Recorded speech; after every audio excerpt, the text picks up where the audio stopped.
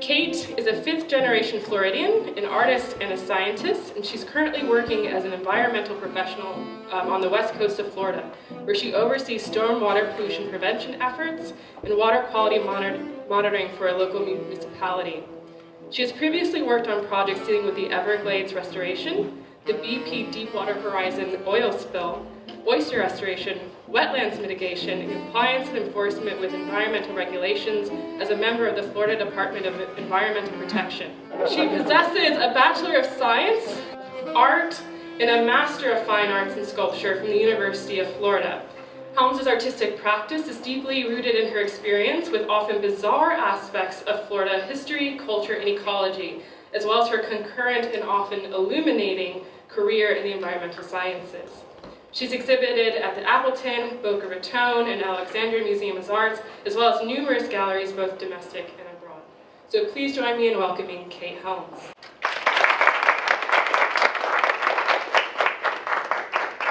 Ever since I was a kid, I think I've been fascinated with nature, and it's a natural transition when you're fascinated by nature to ultimately want to protect what you love so much. I actually saw a documentary called Chasing Coral that detailed coral bleaching and the destruction of coral and the native habitats of coral reefs.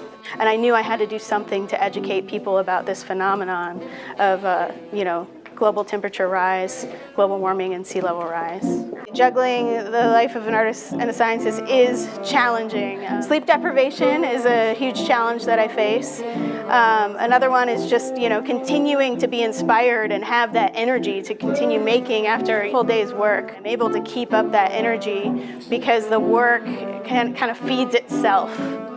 It's self-rewarding. As the more I progress with the work, the more I want to continue to make it. I absolutely love Colony 3, the bed piece.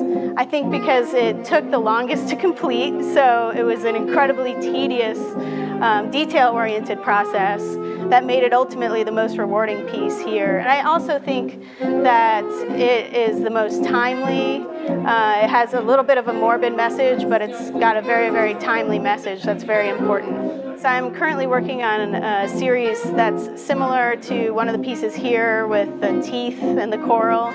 Work hard. Work really, really hard. I think that that's the biggest thing in order to succeed. We need people to be aware of the issues that are directly impacting humans and the ecosystem that we find ourselves in. I think the artist has done a fantastic job of representing that here. Everybody opened up and was able to speak to the artist, and we really got to hear more about the moment where her two passions came together and she was able to create something beautiful out of her passion for art and her passion for protecting the environment. I'm enrolled in the environmental class this semester, and it's really interesting to see this link between science and art. So everything that basically I've been learning in class, that the tides are going to rise and that's a scientific consensus, it's really interesting to see that here applied on art. People stop to see and to think about what's going on with our world.